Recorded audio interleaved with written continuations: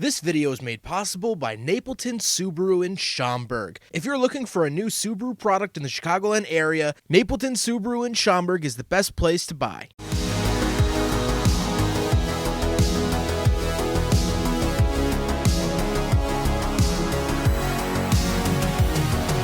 Alright, what's up guys? My name is Zach, and today I am driving a 2024 Subaru Impreza RS. Up front is a 2.5 liter flat 4, and down below is a CVT. Now I am super excited to be driving this Impreza RS for two reasons. First of all, for 2024, Subaru has updated their Impreza. They gave it a little bit of a different look, facelifted it, and made it fresh yet again. But the second reason is the fact that the RS trim level is all new for 2024. Although they have used the RS badge back in like the late 90s, very iconic Subaru, it's been dormant for several years and now it's back with a couple of goodies packed in it that I am excited to share with you today. But if you would like to submit your own vehicle to be reviewed by me, you can head on over to my website, zachpradel.com/submit. It's a quick and easy submission form, takes under a minute to fill out, and I come out to you.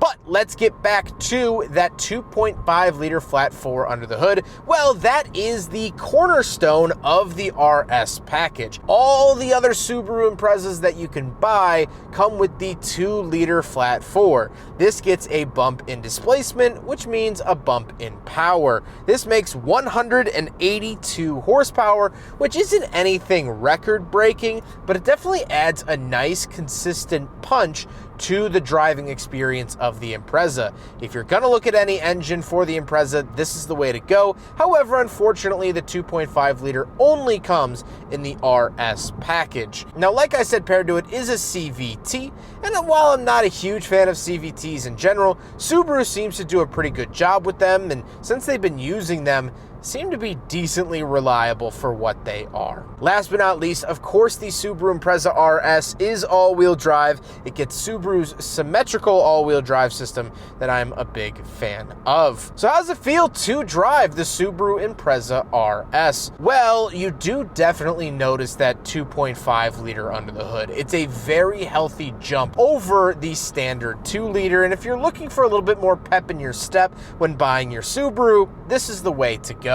There is a decent amount of cabin noise. You have to remember that the Impreza still is Subaru's economy car, so it's not going to have as much sound deadening as maybe a Subaru Legacy or the Ascent. However, visibility is very good out the front. Steering isn't too heavy or too light. Throttle input's good, so I don't really have any complaints. With that stuff out of the way, let's talk about the interior. Well, in front of me, I have 2 physical gauges and a screen. Off to the left, I have my tachometer and coolant temperature. Off to the right, I have my speedometer and fuel. Love that little RS badge in the speedometer. And then in the center, I get a digital gauge that I can customize around. Very typical of Subaru of this era. Moving on to the steering wheel, on the left, I have my skip track, source information, phone options, and volume. And off to the right, I have my adaptive cruise control options, as well as my SI drive modes. So this will just increase the sensitivity of the throttle for the vehicle. The overall steering wheel is nice. I do get this red stitching on it, which I am a big fan of, and of course is part of the RS package. Moving off to the left, we do have a climate control vent and gauge dimmer switch down below, which is a little annoying. You do get 2 dead switches down here, although the RS is pretty much the top trim. Not really sure why you get this, but unfortunate to see. Moving on to the door, we do have a latch to get in and out, power mirrors, power windows, and power locks. Moving into the center, we do get a pretty sizable infotainment system. You'll also find this in the new 2024 Subaru Crosstrek, and I overall like it. I think it is pretty good. It's pretty simple and easy to use, and although some climate controls are ran through the screen, they are constantly at the bottom of the screen, so they're easy to find. This wasn't always the case with Subarus. They actually changed it in the last couple of years. However, around the outside of the infotainment system, we do have a couple of physical buttons for the volume and tune, as well as our dual zone climate, get actual buttons, which I love to see. Down below, we do have our aux, USB-C, and USB-A, so any audio input you want to use, you can. As well as we do have a wireless charger down in the center. Love to see that as well. Moving up the center console a little bit, we do have the standard shifter, pretty much seen in every other Subaru of this current era. I don't love it, I don't hate it, it's just kind of here. And we do get our power parking brake down below. And off to the right, we do have heated seats, which look kind of cheap in my opinion. They've been using the same heated seat buttons since the dawn of man. So unfortunate to see that they've stuck with that for this refreshed Impreza. But then we do have cup holders. So we will do a big friggin' bottle test here in the Subaru Impreza RS from 2024. And unfortunately it fails. Most other Subarus tend to fail as well. So nothing new here. Then we do have a 12-volt outlet to the bottom right and a center console with nothing in it.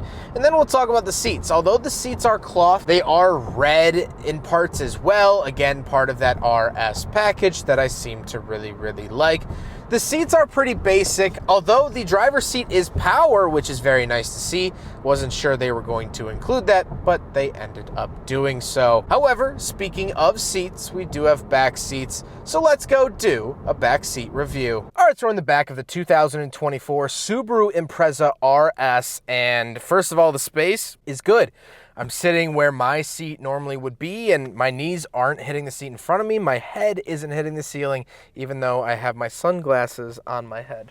I do get a center console, 2 little cup holders in there. And the red does carry on back here, which was really cool to see. A lot of automakers, when they do a special edition, they care about the front seats and forget about the back. So Subaru didn't do that, which is very, very nice. I also do get 2 USB chargers, USB-C and USB-A. So overall, I think the back seats are actually a very big win. Let's hop into the very back. We'll take a quick look at the trunk and cargo space, and then we'll talk about the looks. All right, around the back of the Subaru Impreza RS, little button down here, and we do have floor mats and stuff because this is a new car. We get these sweet RS floor mats. Those will go up front. Over here, we do have a giant cup holder for the big friggin' bottle, but we only count the ones up front for the actual test. We do have this nice pull-out privacy cover. Love seeing that. Overall, nothing really too crazy or interesting back here. However, do get some storage down there, and it is a pretty sizable trunk for the vehicles in its class. I'll talk about it later, the Corolla XSE, but this has a way, way, way better trunk than the XSE or any Corolla hatchback. So tons and tons of space, which is fantastic for the back of the Subaru Impreza RS. Now we gotta talk about the looks, and I love the addition of the RS package. Not only do you get that red RS badging that I really like, but you get dark wheels, things like that. I think overall it's a very handsome automobile. I think it does look pretty fresh and modern for the current era of cars. However, I do want to say that it's not incredibly different from the outgoing Impreza. Here is a 2022 Impreza, and you can see that they didn't change too terribly much when it comes to the little Impreza. But with all of that being said, let's get on to my final thoughts. What do I think driving the brand new Subaru Impreza RS? Well, I think it's a very, very good car. It's simple, it's to the point, it's not overly sporty, it's not trying to be an STI, it's not trying to be some Honda Civic Type R competitor. Although I'd like to see Subaru do that, this isn't that, and so don't frame your mind that way. It's going to be less driver-oriented than a Honda Civic Si or GR Corolla, which are supposed to be in the same price bracket. I would say it's very much on brand with the Toyota Corolla XSE. Big fan of that, and when you start comparing those two, they sound and feel pretty similar. But what I am happy to say is that Subaru is doing a fun trim level. The RS adds power and style to their vehicle, and I'm just happy to be driving one. I think if you're looking for an Impreza and you say, hey, I want to step it up a little bit, get a bell here, a whistle there. Yeah, the RS is a pretty good package for doing so. Just don't expect it to become the Mach 5. You know, it doesn't have razor blades coming out the front and auto jacks to jump over passing cars. Set your expectations properly, and I think you'll really enjoy the Impreza RS. I hope you guys enjoyed this video. Huge thank you to Napleton Subaru in Schaumburg for letting me take out their Subaru Impreza RS. I was so excited to get this filmed, as well as they sell these like hotcakes. Every time one of these comes in, it immediately comes out before I was able to film it. So I'm glad to see I was finally able to get my hands on one. I can't imagine this particular one will stick around at the dealer for too long, but Napleton Subaru in Schaumburg will find you the correct vehicle. They have tons of inventory. They're absolutely awesome to work with, and I can't thank them enough. But I hope you guys enjoyed it. Don't forget to rate the video, comment on the video, and subscribe if you really liked it. Take care, guys.